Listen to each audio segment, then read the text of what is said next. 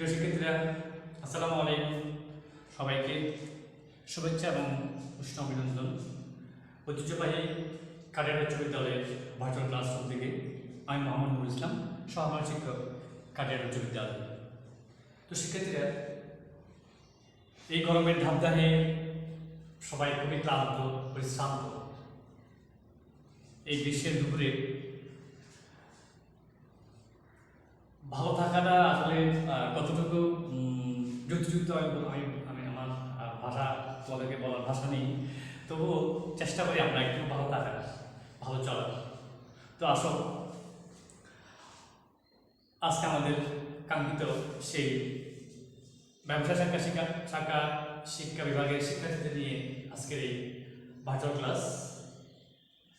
হিসাব বিজ্ঞান বইয়ে তোমরা যারা ব্যবসা শিক্ষা শাখা ছাত্ররা আছো, ছাত্রীরা আছো, তোমরা বই নিয়ে বসো এবং আজকের তোমাদের ষষ্ঠ অধ্যায় জাবেদার মধ্যে দুইটা শ্রেণী আছে। একটা হলো বিশেষ জাবেদা, একটা হলো সাধারণ জাবেদা।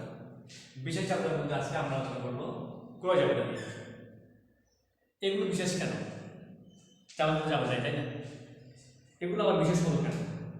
তো এগুলো বিশেষ হওয়ার কারণ হলো যে সাধারণত এই ধরনের বা এই হিসাবের বইতে এক ধরনের লেনদেন লেখা হবে। সাধারণত এই ধরনের হিসাবের বইতে এক ধরনের লেনদেন লেখা হবে। সকল ধরনের লেনদেন এই হিসাবের বইতে লেখা হবে না। যেখানে সাধারণ জাবেদার মধ্যে আমরা সকল ধরনের লেনদেনকে লিপিবদ্ধ করি তারিখের ক্রম অনুসারে।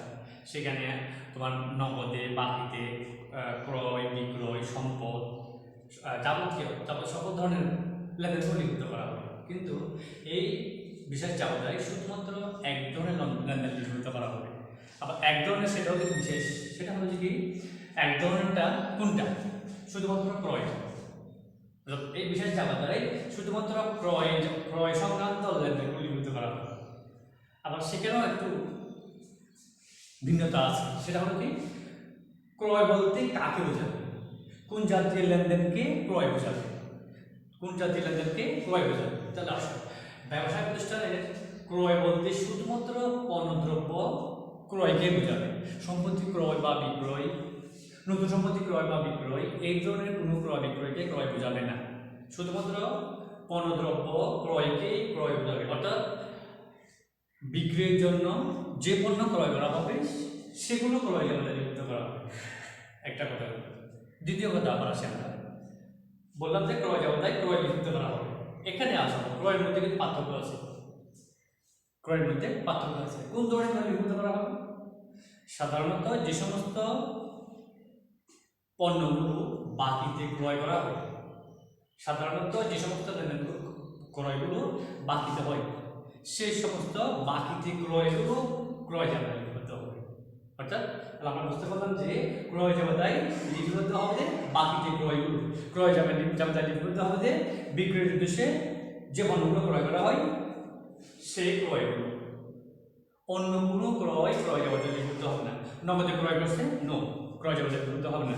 চেকে পণ্য ক্রয় করছে, ক্রয় জাবেদায় লিপিবদ্ধ হবে না। ক্রয় ফেরত আসছে, ক্রয় ফেরত দিচ্ছে, ক্রয় জাবেদায় লিপিবদ্ধ হবে না। শুধুমাত্র বাকিতে ক্রয় করছে এবং সেগুলো পণ্য হতে হবে এবং সেগুলো বিক্রয়ের উদ্দেশ্যে ক্রয় করা হয়েছে, ওই জাতীয় লেনদেনগুলো, ওই জাতীয় ক্রয়গুলো শুধুমাত্র ক্রয় জাবেদায় লিপিবদ্ধ হবে।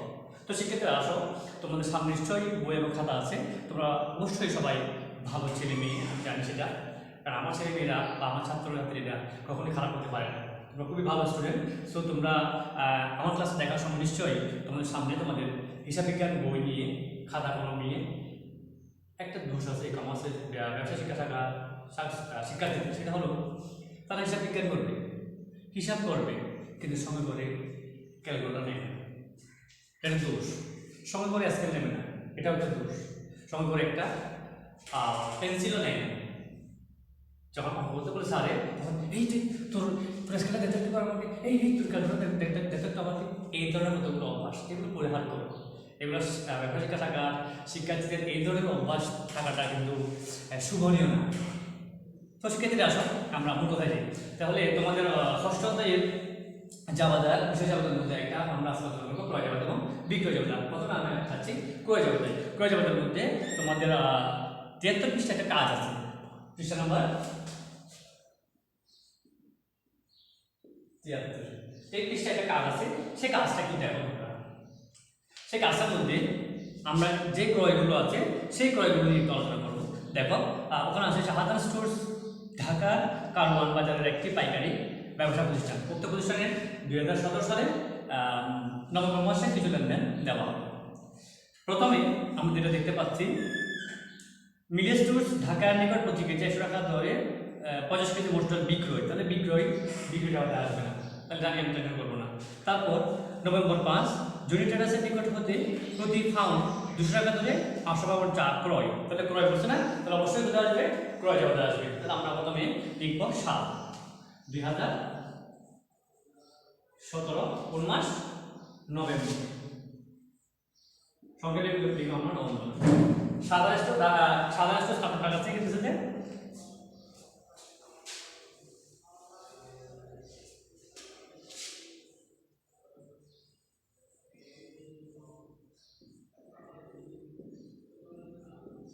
সাধারণ স্টোর্স কিনতেছে কার কাছ থেকে, জনি ট্রেডার্সের কাছ থেকে। ঠিক এই জায়গায় হবে জনি ট্রেডার্সের নাম, আসে আমরা জনি ট্রেডার্স।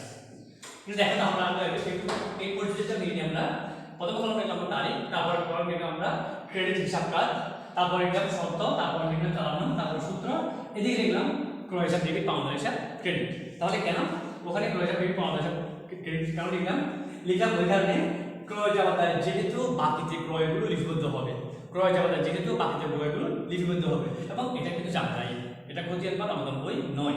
যদি খতিয়ান বা নগদ বই নয়, এটা যদি জানতা তাহলে আমাকে অবশ্যই যেগুলো কর্তৃপক্ষ আপনাকে লিখতে হবে। তাহলে আমি লিখলাম কি ক্রয় হিসাব ডেবিট আর পাউন্ড হিসাব ক্রেডিট, অর্থাৎ বাকিতে ক্রয়ের জন্য ক্রয় ডেবিট হয়, পাউন্ড ক্রেডিট হয়। তাহলে আমি আমার ক্রয় যাওয়াটায় বইতে, অর্থাৎ আমি আমার হিসাবের বইতে, অর্থাৎ আমি আমার বাক্যে খাতা বাক্যে খাতাতে কার নাম লিখবো, আমার নাম নাকি যে আমার কাছে টাকা পাবে তার নাম? অবশ্যই যে আমার কাছে টাকা পাবে তার নাম। তাহলে আমি হচ্ছে ক্রেতা, আমি ডেবিটর, আমার কাছে টাকা পাবে কে, পাওয়া নয়। তাহলে আমি এই বিবরণে লিখবো কি ক্রেডিট হিসাব কাজ, অর্থাৎ আমার কাছে জনি ট্রেডার্স কি পাবে, টাকা পাবে। কত টাকা পাবে? প্রতি পাউন্ড 200 টাকা ধরে 500 পাউন্ড, 200 গুণ 500 সমান কত হয়? আমরা গুণফলটা এখানে বসাবো। তার আগে আমরা এই কলামটা একটু পূর্ণ করে দিই। শেষে কি আছে কি, কারবার বারটা 5%, 4 নম্বর 533, 4 নম্বর থেকে আমরা 4 নম্বর লিখব। শর্ত এখানে আছে 3 15 নিট 30।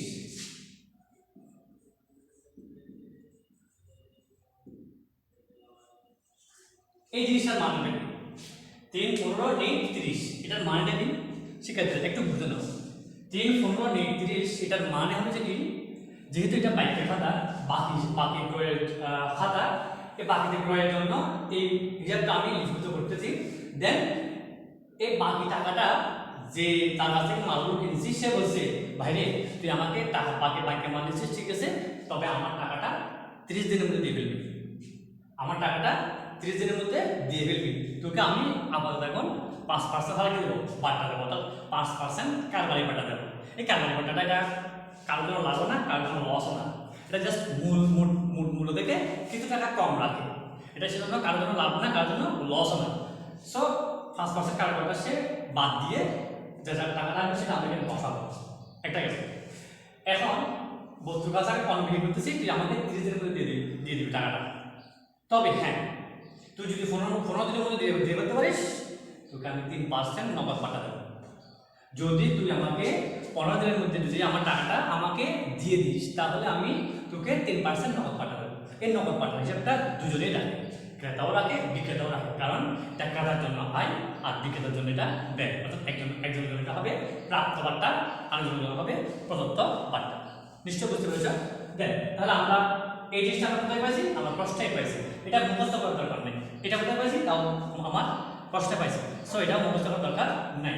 সূত্রের জায়গায় আমি এটা লিখব ঠিক মান দিয়ে, অর্থাৎ এই দুটো জিনিসই ওকে আছে, এই তিনটা জিনিস আমার কি আছে, ঠিক আছে।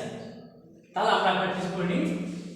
এখানে কত হয়, 5 দুগুণে 10, আধা কত দুজনে না, ঠিক আছে।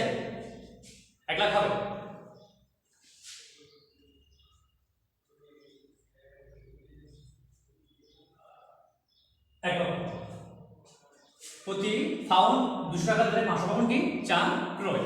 এবার 1 লক্ষ টাকা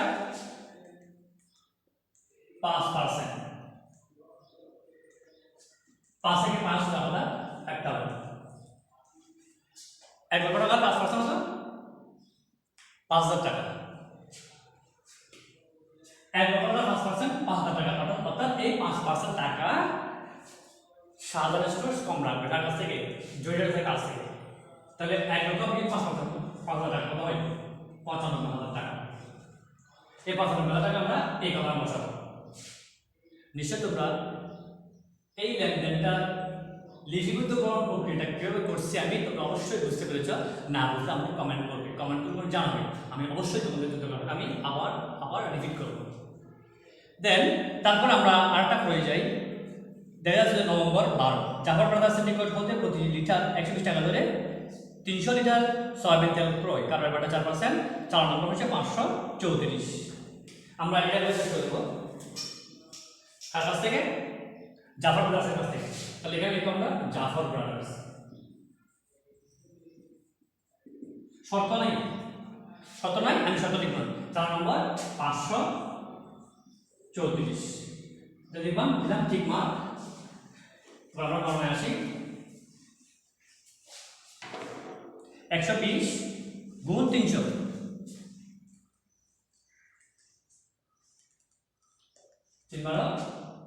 36 1 2 3 0 34000 টাকা।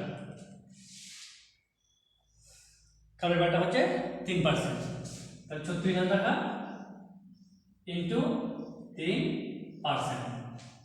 সহজে শিক্ষার্থীরা তোমরা তোমাদের পেপার না লাগে এইভাবে 100 তো করে থাকে, দুটো শূন্য বাদ দিলাম, তার কত 360 গুণ কত 3 3 0 0 318 8 1 3 3 9 কে 10 1080 টাকা।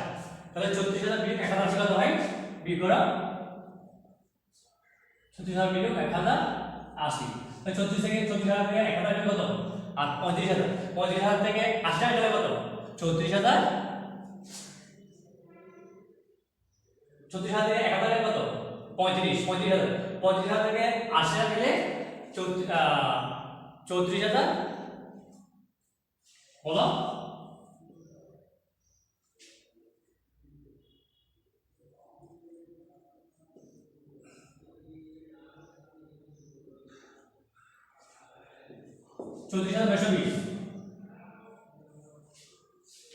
চৌত্রিশ হাজার 920 টাকা। তাহলে দেখো শিক্ষার্থীরা আমরা দুজনের মোটামুটি হিসাব পদ্ধতি এবং কিভাবে আমরা এটা ক্রয় লিপিবদ্ধ করবো সেটা দেখাচ্ছি। এখানে আরেকটা কথা আমি বলি তোমাদেরকে, একটু নোট রাখবে। যদি কখনো দেখো যে ক্রয় জামাটার মধ্যে লেখা আছে যে প্যাকিং খরচ, পরিবহন খরচ, কুলির মজুরি, এভাবে ক্রয় জামাটার পাশে কিন্তু মানে লেনদেনের পাশে কিন্তু লেখা থাকে। আমি তো তোমাদেরকে একটা উদাহরণ দিয়ে দেখাই জিনিসটা। এটা হলো দেখো, জুনিটরাসের নিকট হতে প্রতি পাউন্ড 200 টাকা ধরে 500 পাউন্ড চা ক্রয়, কার্বন বাটা 5%, চালান নম্বর 533, শর্ত 3/15 পরিবহন খরচ 2000 টাকা। ঠিক এই কথা বলছি আমরা। এখানে মোট দাম আসছে কত টাকা 1 লক্ষ টাকা। তো 1 লক্ষ টাকার মধ্যে 5% আমরা বাদ দিচ্ছি, বাদ দেওয়ার পর কত হয় 5000 টাকা। 1 লক্ষ দিয়ে 5000 টাকা হয় 95000।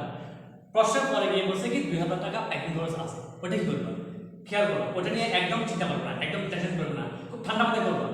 প্রথমে যে কাজটা করা দরকার 95000 টাকা, তুমি 95000 টাকা তুমি লিখে দিচ্ছ। লিখার পরে সুন্দর করে এই 95000 সাথে 2000 টাকা যোগ করে 97000 টাকা লিখে দিবা। তাহলে 95000 যোগ 2000 টাকা কত হলো 97000। অর্থাৎ প্যাকিং খরচের সাথে পণ্যের দামের কোনো কি করবে না, যোগ বিয়োগ করবে, সরি গুণ বা কারবারটা বাদ দেবে না। পণ্যের দামটাকে টোটাল দামটাকে দাম বের করে নির্ণয় করে সেখান থেকে কারবারটা বাদ দেওয়ার পরে যেই বিফলটা হবে তার সাথে প্যাকিং খরচ বা অনলাইন খরচ, বীমা খরচ, কুলি খরচ, এই ধরনের যদি কোনো খরচ থাকে সেটা সুন্দরভাবে যোগ করে দিবা। যোগ করে দিলে তোমার কাজ শেষ। এটা নিয়ে তো টেনশন করার দরকার নাই। সর্বশেষ কাজ হলো এটা যোগ করা। তাহলে এখানে হয় 920, 4 5 9 9 3 12। একরকম 220। ঠিক এভাবে তোমরা কি করবে, হিসাবটা ক্লোজ করবে, অর্থাৎ হিসাবটা বদ্ধ করবে। এটা হিসাব বিজ্ঞানের নিয়ম। অর্থাৎ একটা হিসাবের হিসাবকাল শেষে অবশ্যই প্রায় হিসাব হবে, সেই হিসাবটা বদ্ধ করতে হবে বা ক্লোজ করতে হবে। এটাকে বলা হয় হিসাব বদ্ধ করা। তো শিক্ষার্থীরা, আজকে সময় স্বল্পতার কারণে বা তোমাদের কাছে যে ক্লাসগুলো পাঠাই, সেগুলো একটা কথা নিয়ম আছে, সেই নিয়মকে আমাদেরকে অবশ্যই মেনে চলতে হবে। সো আমি আজকে বেশি করতে পারি নাই। নেক্সট ক্লাসে ইনশাআল্লাহ আমরা বিক্রয় জালতা এবং ক্রয় জালতা এগুলি আলোচনা করবো। তো সবাই ভালো থাকবে, সুস্থ থাকবে এবং অবশ্যই পরিষ্কার পরিচ্ছন্ন থাকবে, বড়দের কথা মানবে, ছোটকে স্নান করবে এবং সবার জন্য আবারও শুভেচ্ছা এবং অভিনন্দন জানিয়ে আজকের মতো বিদায় দিচ্ছি। আল্লাহ হাফেজ, টাটা।